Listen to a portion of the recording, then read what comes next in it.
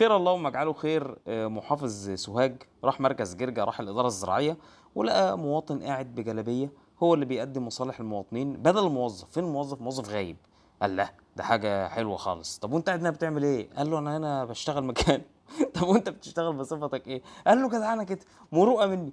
فالناس طبعا مسكت الراجل تريقة، والمحافظ قال للراجل ما تجيش تاني وحول الموظف للتحقيق. انا بس عايز اوضح لكم بعض الحقائق بالنسبه لي، انا حاجات انا شفتها رؤية العين وناس انا اعرفهم معرفه شخصيه.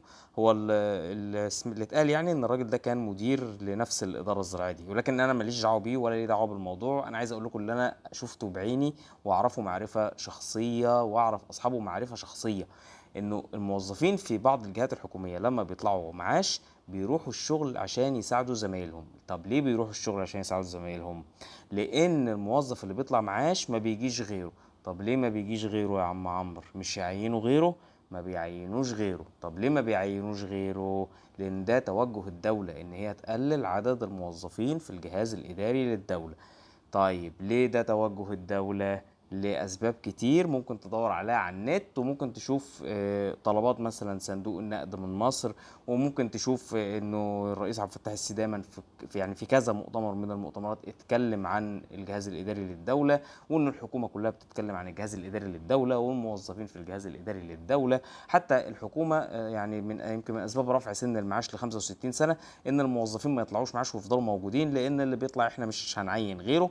فالنتيجة بتبقى ايه؟ انه لو المكتب هيمشي بالموظفين اللي فيه بس، فهيبقى فيه مصالح الناس هتتعطل.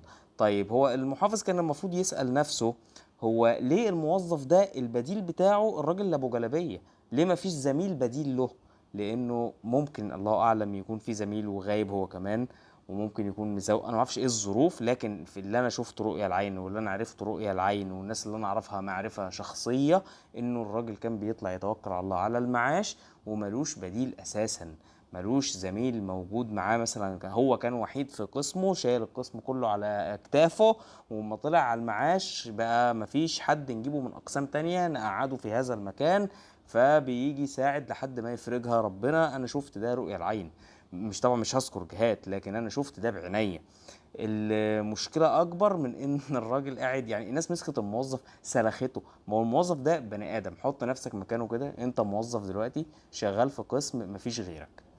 طب ايه بقى الحل؟ ما انت بني ادم يعني صحيت تعبان يا عم، ليك اجازات رسميه اعتيادي وعارضه وعايز تاخد اجازه، ايه الحل بقى؟ ايه الحل والله؟ يعني ايه الحل؟ الحل ان انت هتاخد اجازه كده كده. الناس بقى بدل ما تيجي ما تلاقيش حد خالص، ماشي، بدل ما تيجي مصلحتها ما تتقضيش خالص، بييجوا يلاقوا واحد على المعاش يساعدهم لوجه الله.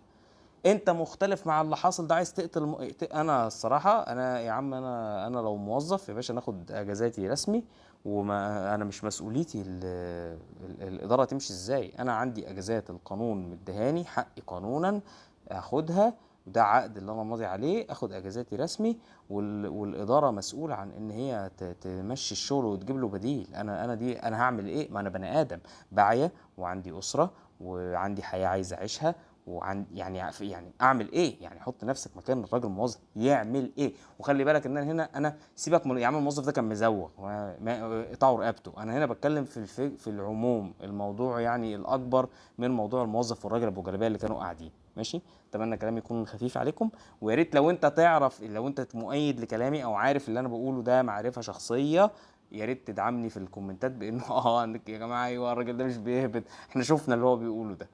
السلام عليكم.